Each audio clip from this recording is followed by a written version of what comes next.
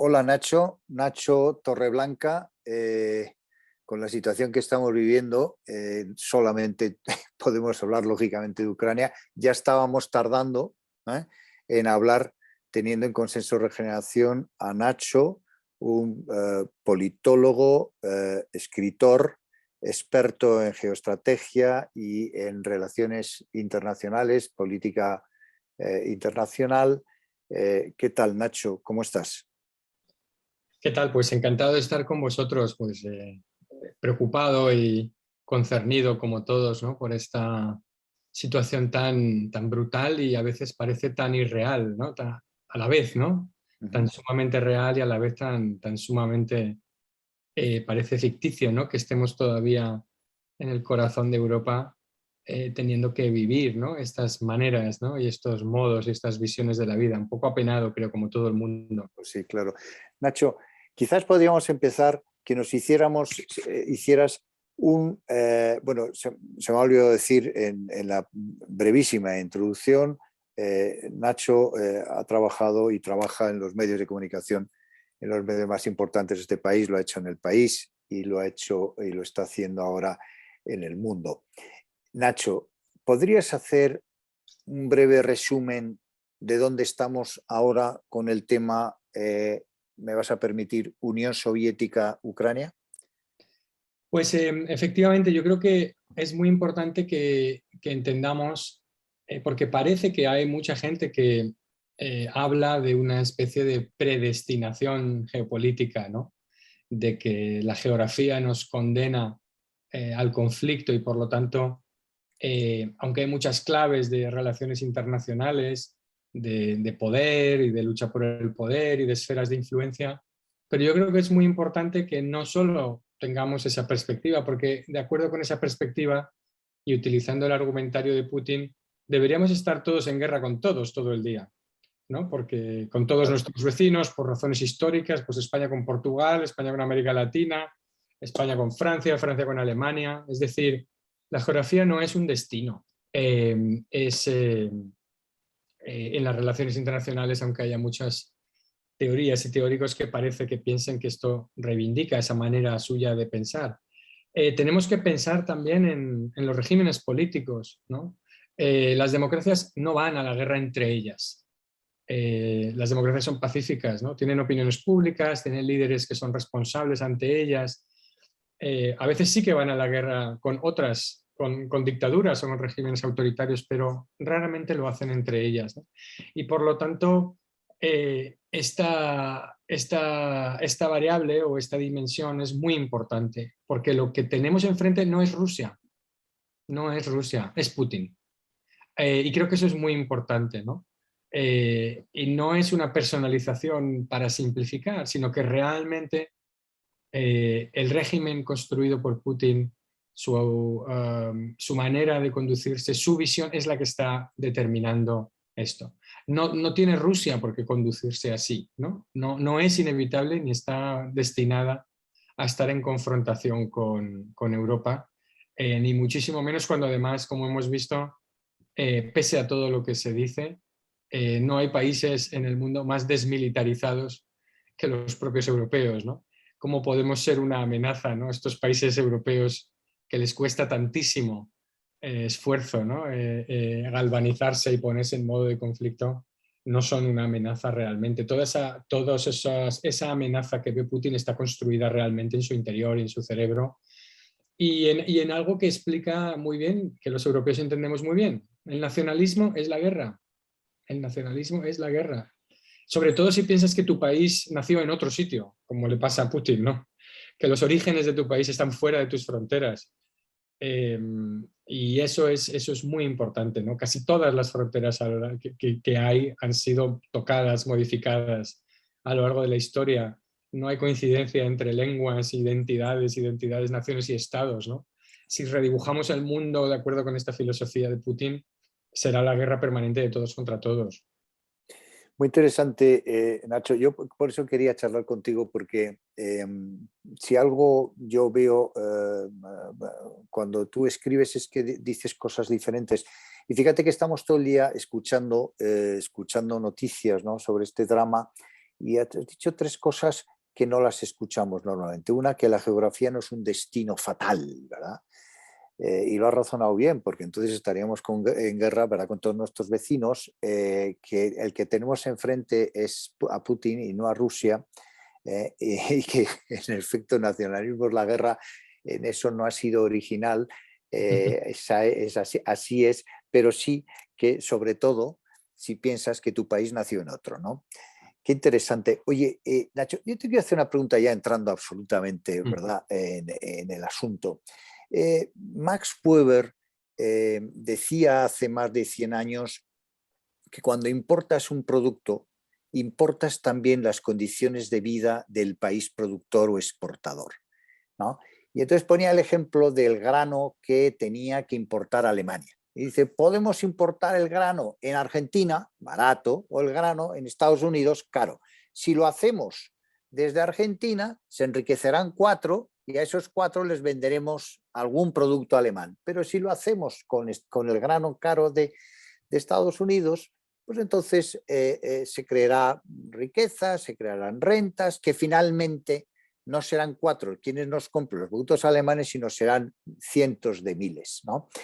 Yo pregunto, ¿esa máxima la podríamos llevar ahora a decir, 100 años después, a decir que cuando importas un producto, importas el sistema político del país productor-exportador? Y tomamos el ejemplo del gas y decimos que cuando Alemania importa gas, está importando, o el alemán se va a convertir en un ruso. Bueno, yo creo que apuntas a algo que es muy importante, que tiene que ver con lo que se llama la maldición de los recursos naturales, ¿no? Los países que se organizan o que organizan su riqueza sobre la base de la explotación de recursos naturales tienden a ser más proclives a gobiernos y regímenes autoritarios. Porque la renta que se necesita para sostener ese país y para sostener estos esfuerzos militares no se obtiene de que las clases medias esforzadas y los pequeños empresarios paguen impuestos. Y que por lo tanto, como ya sabemos desde las Cortes de León en 1200 en España, cuando una asamblea o cuando un monarca te quiere poner un impuesto, necesitas una asamblea que le diga, una cosa es que seas monarca absoluto y de derecho divino y otra cosa es el producto de mi esfuerzo, que tienes que consensuarlo o pactarlo conmigo y tienes que rendir cuentas por ellos, ¿no? Entonces, no nos extraña que en países como Rusia, que producen poco en el sentido que requiera una clase media vibrante, empresarios, pymes, exportadores, gente que entra y salga, sea más fácil sostener un régimen autoritario. Pasa también, como ha sido siempre el caso, ¿no?, en las monarquías petroleras, etcétera. La mayoría de los países que viven de recursos naturales tienen esa tendencia. Fíjate, Joaquín, qué cifra más redonda, que son los 61.000 millones de euros que nosotros pagamos a Rusia todos los años por las importaciones que recibimos de ellos, de gas y petróleo. Es casi exactamente 60.000 millones es el presupuesto de defensa de Rusia, ¿no? Ten en cuenta que es una economía un poquito más grande que la española. Y Sí, tiene como un la gasto, italiana. como la Como la italiana, italiana. y tiene un gasto en defensa de 60.000 millones de euros. España gasta 10.000 millones, ¿no? 6 veces más. Esto es el dilema clásico de cañones o mantequilla, ¿no? La esperanza de vida en Rusia refleja ese gasto militar, porque no se pueden tener las dos cosas. La esperanza de vida de Rusia es equivalente a la de Botswana, ¿no? 64 años en los varones, ¿no? Porque cuando tú inviertes 50.000 millones más de los que te tocan, ¿no?, en defensa, pues son 50.000 millones menos que van a pensiones, sanidad, etcétera, etcétera, ¿no? Y eso lo puedes sostener porque la clase media tiene más difícil hacer ver su voz. Y aún así lo estamos viendo en las calles. San Petersburgo y Moscú son, digamos, sitios donde hay clases medias informadas que se están manifestando contra Putin y Sí, su política, ¿no? la Rusia europea. Oye, Nacho, esto nos llevaría a que la globalización, que como principio, movimiento ya antiguo, ¿no?, de décadas, ha sido extraordinariamente positiva para la humanidad, ha sacado a miles de millones de personas de la más absoluta pobreza, significa cuestionar o matizar la globalización, todos estos acontecimientos, incluso la pandemia, ¿no?, pero más ahora todavía la guerra, matizarla y considerar el principio de comercio solo entre democracias. Realmente, de nuevo, ese es un debate que está plenamente encima de la mesa porque para los europeos, que además no es que nos guste, es que hemos prosperado en una globalización abierta y basada en reglas y necesitamos ese tipo de globalización. Para nosotros, y el modelo europeo lo deja bien claro, la interdependencia ha sido la paz y hemos fomentado esa interdependencia porque nos reaseguraba. Sin embargo, en un mundo donde regímenes autoritarios piensan que la interdependencia es una vulnerabilidad que hay que explotar para coaccionar a otros estados, entonces efectivamente te encuentras en una situación donde ese comercio, que siempre ha sido un motivo de paz, ¿no?, entre las naciones, y que los propios alemanes han basado toda su política exterior hasta el sábado en la idea de que el comercio no se toca, porque es la manera por la cual transformas a los regímenes autoritarios en democracias, porque creas esas clases medias, creas esos vínculos, ¿no? Lo hemos visto tanto en China como en Rusia, en China ya en Tiananmen en 1989, en Rusia también toda esta teoría de la modernización política sobre la base del desarrollo económico, que es lo que ocurrió en España también con la apertura económica, ¿no?, a partir del plan de estabilización, que luego generas una clase media, alfabetización, ciudades, y al final, más o menos, con accidentes y calendarios, pero acabas estando dentro de una democracia o preparado para ella. Rusia y China se leyeron el libro, ¿sabes? Y truncaron ese proceso. China en el 89 decidió continuar con un proceso de capitalismo, digamos, económico y globalizado, aprovechar todas las ventajas del intercambio comercial, pero a la vez cerrando el proceso de liberalización política. Y Rusia exactamente lo mismo, ¿no? Con lo cual, y en una segunda instancia, convierten esas interdependencias en instrumentos de agresión o de coacción. Cuando el lituano abre una oficina comercial en Taiwán, se encuentra con que no va a exportar a China. Cuando los consumidores presionan para no comprar productos que tengan algodón manufacturado por uigures, entonces son expulsados del mercado, ¿no? Entonces estamos viendo desde hace ya varios años que la economía se utiliza, incluso la migración, lo hemos visto con Marruecos, ¿no? Cosas que han sido, como lo hizo Erdogan también y como lo hizo Marruecos, ¿no? La interdependencia de la gente moviéndose de un lado a otro ha sido un hecho en la historia, pero no un arma para torcer la voluntad de los estados, ¿no? Y por lo tanto sí, vemos que además China se está desacoplando, está buscando su propia autonomía estratégica para no depender de que, como ha visto ahora y va a aprender una lección, por desgracia, importante de estas sanciones a Rusia, va a decir el día que yo haga algo, Correcto. ¿no?, que no les guste, me van a sacar del sistema de comercio internacional y por lo tanto debo tomar medidas para ir sacándome yo a mí mismo y desacoplándome de su economía. Por lo tanto, vamos a un mundo donde vamos a tener una globalización entre democracias y una globalización que funciona de acuerdo a otros criterios mucho más de fricción con estos países, ¿no? Porque en la Guerra Fría no teníamos ese problema, ¿no? La Unión Soviética y Estados Unidos y el mundo occidental estaban totalmente desacoplados. Aquí todavía no lo estamos, pero vamos camino de eso. Qué interesante, Nacho, qué interesante las cosas que vas contando. Fíjate que siguiendo el argumento a mi pregunta, tu respuesta, sigo el argumento yo, ¿no? Y entonces digo, si nos vamos a un mundo de comercio entre democracias y añado y una autarquía en productos estratégicos, que ese es también otro factor, es decir, que, no sé, creo recordar que Europa, por ejemplo, no fabrica ni un gramo de ibuprofeno, por ejemplo, ¿no? Esto recuerdo, ¿no? Ese dato o alguna. Pero quiero decir, productos realmente estratégicos que las grandes regiones, y Europa es una, ¿no?, Europa es una. Las grandes regiones del mundo tienen que considerar que tienen que fabricar una serie de productos esenciales. Entonces, si metemos el comercio entre democracias como principio más una autarquía en productos estratégicos esenciales, ese nuevo modelo, ¿a quién perjudica primero? A China. Luego, ¿es China el que tiene que resolver este conflicto?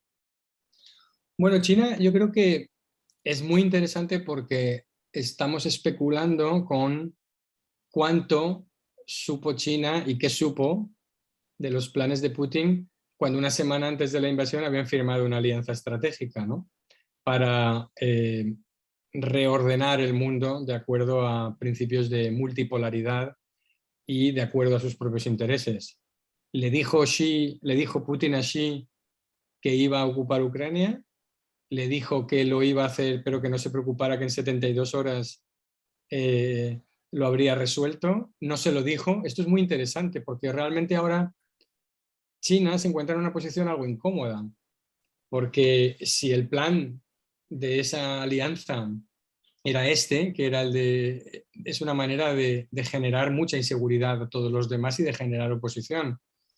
Eh, para mí la paradoja de todo esto es que Putin, que quiere recrear el imperio, bien sea bajo formato zarista o soviético, realmente se va a convertir en un vasallo de China.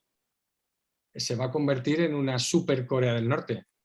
Eh, peligrosa y muy grande, pero realmente si seguimos con estas medidas económicas que vamos a seguir porque él no se va a echar atrás en Ucrania y acabará teniendo consecuencias sobre nuestras compras de energía, él tendrá que desviar una gran parte de toda su economía y tendrá que ser China quien le socorra, generándole un sistema de pagos alternativo, generándole apoyo a su deuda.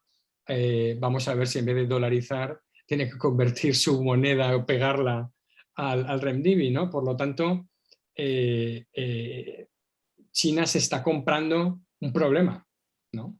De un socio que le puede venir muy bien desde el punto de vista de la legitimidad internacional, pero si has visto la votación hace unos minutos Sí, en Naciones Unidas, sí. 141, 193, con India en medio con abstenciones, 5 votos positivos. Es decir, si quieres convencer al mundo como China de que quieres un orden más justo donde Occidente no sea el que domine, bien, es un argumento que puede tener cierta legitimidad incluso desde algunos parámetros, pero si esta es la manera, no te está saliendo muy bien la jugada, porque los países no quieren que se redibujen las fronteras por la fuerza. Si escuchaste al embajador de Kenia en Naciones Unidas decir toda África es una gran frontera artificial, toda, de principio a fin, ¿no? Y tenemos que vivir con eso, ¿no? Entonces, incluso los africanos que tienen mucho interés en tener, por su pasado colonial, en tener opciones, ¿no?, de juego, que no sean solo las tradicionales, pero no pueden convalidar esta manera de reconstruir el orden, porque esto es un orden a martillazos, ¿no? Realmente. Por eso, Nacho, de aquí podemos concluir que el primer interesado en resolver es China. Sí. El No le primero. interesa un conflicto No le largo. interesa esto para nada, ¿no? Oye, te quiero plantear otra pregunta mientras vas soltando mensajes que yo tomo aquí, nota con interés. Vamos a ver, en el escenario de derrota total de Putin, y entiendo por derrota total, a mí no me cabe la menor duda que va a tomar Kiev. Invadir no es lo más difícil. Lo más difícil es quedarse, y para eso no tenemos más que haber visto la televisión en los últimos años, ¿verdad? Ni con razón, si es que hay razón para invadir un país, ni con razón, ni con una aprobación de Naciones Unidas, lo difícil es quedarse. Es decir, que para mí la derrota total, ya han tomado Kiev, ok, y al día siguiente, y a la semana siguiente, y al mes siguiente, ¿qué vas a hacer? Traer a millones de rusos que patrullen las calles y que vean cómo una señora mayor se les acerca y les pega un navajazo para ver si lo matan. Bien, entonces, para mí, vamos a una derrota total de Putin. del soviético, ¿no? Del KGB. Te pregunto, ¿ese escenario que todo el mundo aplaudiría no es realmente el más peligroso? Porque, quiero decir, nadie dudaría que si Hitler, y yo puedo hacer la comparación de uno y otro, que si Hitler hubiera tenido un botón nuclear 2 horas antes de pegarse un tiro cuando los rusos estaban al lado del búnker, sin duda que hubiera apretado el botón. Por lo tanto, un escenario de derrota, de humillación total, en todos los órdenes, de quiebra de la economía, etcétera, ¿no es ese el peor escenario para la humanidad? Bueno, yo creo que lo que estamos viendo aquí, es decir, bueno, con Putin hemos visto que todo lo que es posible es probable, ¿no? Y luego tienes que asignar el grado de probabilidad, pero ha habido gente que ha cometido un error muy grande diciendo que era imposible que hiciera lo que iba a hacer, ¿no? Porque no entendía precisamente estas motivaciones profundas del personaje, ¿no? Yo creo que su gran error estratégico es efectivamente pensar que los ucranianos son como los rusos a los que él ya liberó. Él ya liberó a los rusos de una democracia decadente, occidental, corrupta, dirigida por una pequeña élite que no funcionaba. Él piensa que Ucrania ha tenido que pensar que Ucrania era una democracia corrupta desde el 14, liderada por una pequeña facción que una vez que te la quitaras de encima podría restaurar un orden como ha hecho en Bielorrusia, pero a esa escala. Pero aquí yo creo que no se ha dado cuenta de que desde el 14 ese país es completamente distinto. Y hay mucha gente que se confunde con esto de que como hablan ruso, mucha gente son prorrusos, ¿no? Una cosa es hablar ruso y otra cosa es ser ruso, ¿no? Como los españoles sabemos muy bien que hablar español no, cuando un mexicano habla español es mexicano, no es español, ¿no? ¿Sabes? Pero esto parece que aquí se olvida. Lo que estamos viendo por el momento es, pese a la dureza de las medidas económicas, una contención estratégica absoluta por parte de Estados Unidos, la OTAN y la Unión Europea. Es decir, una cosa son las sanciones durísimas y también el envío de armamento que llamamos ofensivo, pero que realmente es defensivo, ¿no? Pero no el núcleo de la cuestión, que es la garantía de seguridad a Ucrania, ese argumento sigue ganado por Putin. ¿No? No hemos dado ni vamos a dar una garantía de seguridad a Ucrania, no ya por el artículo 5 de la OTAN, sino por el artículo 2 de la Carta de Naciones Unidas, que te permitiría, aunque no existiera la OTAN, acudir en socorro de un país que ha sido agredido unilateralmente. No tienes el deber de hacerlo, como en el artículo 5, pero sí la posibilidad de hacerlo bajo cobertura legal, ¿no? Y estamos viendo que no hay esa escalada, que Biden ha marcado muy claro cuáles son las líneas de actuación, precisamente para no escalar ese conflicto. Yo creo que le va a ir muy mal, creo que económicamente le va a ir mal, militarmente le va a ir mal, aunque como dices, triunfe, porque un país de 44 millones de habitantes que no se somete es muy difícil de mantener ocupado. Y creo que mi esperanza es que antes que eso genere una escalada nuclear, genere una escalada a un problema interno. Es decir, que al final tengamos una guerra de Moscú contra Putin o de Rusia contra Putin mucho más que un enfrentamiento global, ¿no? Las sanciones estas van a hacer daño, ya están haciendo daño a sus propios oligarcas. Sabemos que muchos diplomáticos y militares ni siquiera ellos entienden cuál es la estrategia que se está siguiendo. Estamos ante un núcleo de poder muy, muy aislado y muy reducido. Hemos visto al jefe del servicio de inteligencia balbucear porque no encontraba la respuesta correcta que le tenía que dar a su líder. Es decir, que hay un momento ahí de ruptura en la élite que efectivamente puede ser peligroso, pero a mí me gustaría pensar que antes de una escalada nuclear, como pasó con la crisis de los misiles cubanos, los militares serían los que se echaran atrás y los que no quisieran entrar en esa escalada.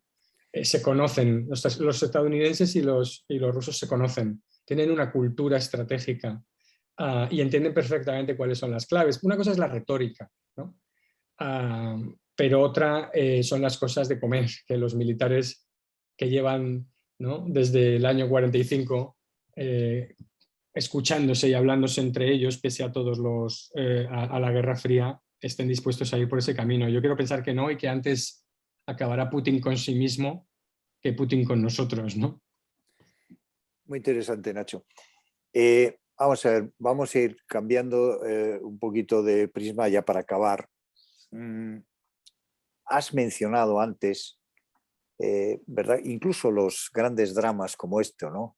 Acabo de venir ahora de la embajada soviética, yo ya lo utilizo así, de la embajada soviética, que hay siempre unos ucranianos, ¿no? Ahí Sí. enfrente, y me he hecho una foto con unas señoras, ¿no?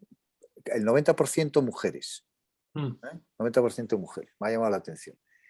Y les he dicho, ustedes van a ganar la guerra. Y me han dicho todas, seguro que ganamos la guerra, pero ¿a qué precio? ¿No? ¿A qué ¿Pero a qué precio? precio? ¿A qué precio? La verdad es que me ha dado una pena tremenda. Bueno, no, entonces tú mencionas hasta las desgracias tremendas, tiene cosas positivas, ¿no? Taiwán, lo has mencionado, China toma nota. No se invaden países. Mm. No se invaden países, ¿no? Mm. Tome usted nota, ¿no? Claro, hay otra lectura positiva en un drama que no hemos elegido, pero que tiene esa lectura positiva. No la hemos buscado, la lectura positiva, que es Europa. Mm. Europa se ha formado con el euro, luego con la pandemia y ahora con Ucrania. ¿Quién iba a decir el cambio que también has mencionado de Alemania? Mm.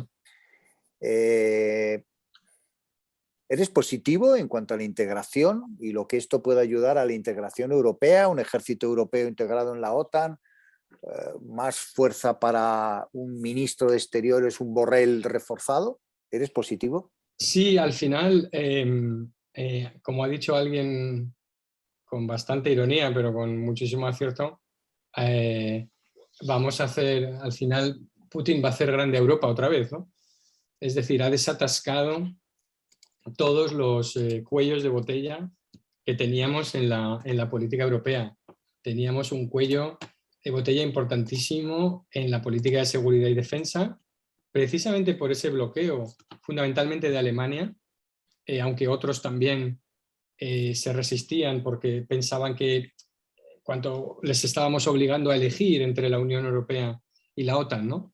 Que esto era un problema de juegos de vasos comunicantes o de juegos de suma cero, y es que lo que construyeras de defensa europea vaciaría la defensa por la vía de la OTAN. Eso se ha acabado. Ya nadie piensa, la OTAN es imprescindible, va a seguir siéndolo, va a ser más fuerte y se va a complementar muy bien con la Unión Europea. Después de estas decisiones que se han tomado, Polonia no puede decir que la Unión Europea socave su seguridad, sino que verá que hay una división del trabajo muy útil, ¿no? Y una complementariedad muy importante, ¿no? O sea que por ahí se ha avanzado muchísimo. Fíjate en el tema de los refugiados, ¿no? Lo que fue la crisis de Siria, lo que es esta crisis, ¿no? Claro, ahora Polonia y Hungría ven, porque bueno, ellos tienen sus diásporas ucranianas, se conocen, etcétera, ¿no? Pero vamos a recibir muchísimos refugiados en Europa y los vamos a acomodar, con lo cual va a ser también un avance importante. Se ha dicho que Alemania ha nacido como potencia geopolítica y que a su vez la Unión Europea ha nacido como potencia geopolítica, ¿no? Y es verdad que hemos visto un avance muy, muy, muy importante.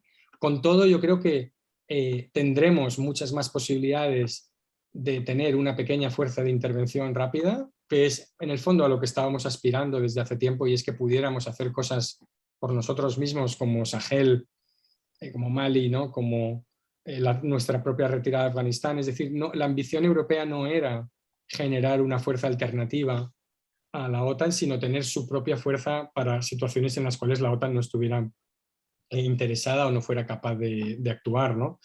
Entonces yo creo que vamos a una complementariedad muy útil.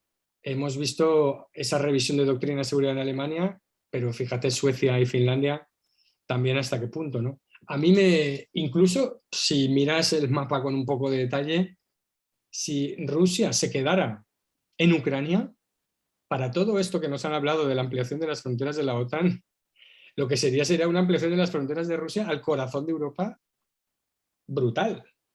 Es decir, que una cosa es Polonia tener una frontera con Rusia en Kaliningrado, en un pequeño enclave que no es una amenaza. Otra cosa es compartir toda la frontera occidental de Ucrania con rusos al otro lado. con lo cual vas a necesitar un refuerzo y hacer algo que desde el 97 dijimos a Rusia que no íbamos a hacer. Esa promesa sí que la hicimos, que es no desplegaríamos tropas de forma permanente en los nuevos miembros de la alianza en tanto no cambiaran las circunstancias. Es decir, la OTAN sí que cumplió esa promesa, pero porque incluso al coste de no hacer muy plausible que se pudiera dar un artículo 5 de garantía de defensa mutua a los bálticos, ¿no? En caso de una invasión, porque no había tropas allí permanentemente estacionadas. Si Rusia ocupa o amputa o controla, aunque sea indirectamente, como Bielorrusia, que la ha utilizado como un títere, ¿no?, para agredir a otro país desde ahí, vamos a tener que tener un incremento de gastos de defensa en toda Europa y tener fuerzas permanentemente estacionadas en Polonia, en Rumanía, en Eslovaquia y en Hungría, Es porque vamos a evidente, estar cara a cara. es evidente. Ucrania es una parte fundamental de la seguridad de Europa, aunque, como has dicho también antes, en el fondo estamos haciendo lo que estamos haciendo, ¿no? Que es todo el apoyo político, todas las sanciones fortísimas que nadie esperaba, pero no ponemos, como dicen los americanos, las botas sobre el terreno, ¿no? Que en definitiva es lo que ellos piden, porque están muriendo, ¿no? Y claro, ahí tiene sus razones. Muy bien, Nacho. Mira, siempre he pensado, cuando te he escuchado y te he leído, que siempre añades cosas. Mira que es difícil añadir cosas cuando estamos con una Gracias. sobreinformación. Siempre añades cosas y criterios que yo ahora, antes de despedirte, este podcast, que va a ser, va a tener mucho éxito, lo sé. Voy a resumir, ¿no? Muy rápido, ¿no? En frases, que indican Vale. tu manera de pensar. La geografía no es un destino fatal. Estamos enfrente de Putin, no contra Rusia. El nacionalismo es la guerra, sobre todo si piensas que un país nació en otro. La esperanza de vida de Rusia son 64 años, la renta per cápita un poquito mayor que la de España. España 47 millones, los rusos 146, ¿verdad?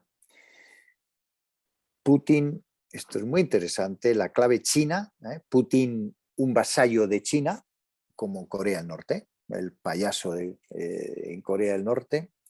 Hablar ruso, ese es otro miscalculation, ¿no?, que dicen los americanos, ¿no? Oye, hablan ruso, sí, pero no son rusos, ¿eh? No son rusos, se está demostrando.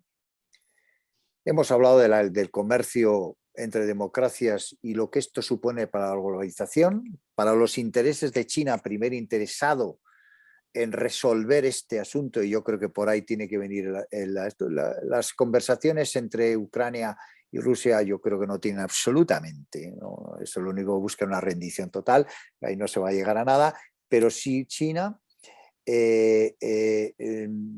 Has hablado de una OTAN reforzada, imprescindible, muy importante, ¿no? Putin hace grande a Europa. Putin hace grande a Europa. Y Europa tiene que ser, si ya es una potencia económica, tiene que ser una potencia geopolítica, y esto ha empezado ahora. Y yo diría que lo más importante de todo lo que has dicho es que antes de describir un escenario catastrófico de una guerra nuclear, antes que esos, ves algún tipo de conflicto interno dentro de Rusia que impida que Putin pueda seguir en el poder. Y no obstante, esto es delicado, ¿no? Muy bien, Nacho. Oye, muchas gracias. Un placer que puedas compartir con nosotros tus pensamientos, porque realmente son de calidad, y la gente que escuche esto se va a dar cuenta que has tocado las claves de este conflicto. Por lo demás, te mando un abrazo y sigue estudiando mucho, escribiendo mucho y hablando mucho, que nos gusta mucho escucharte.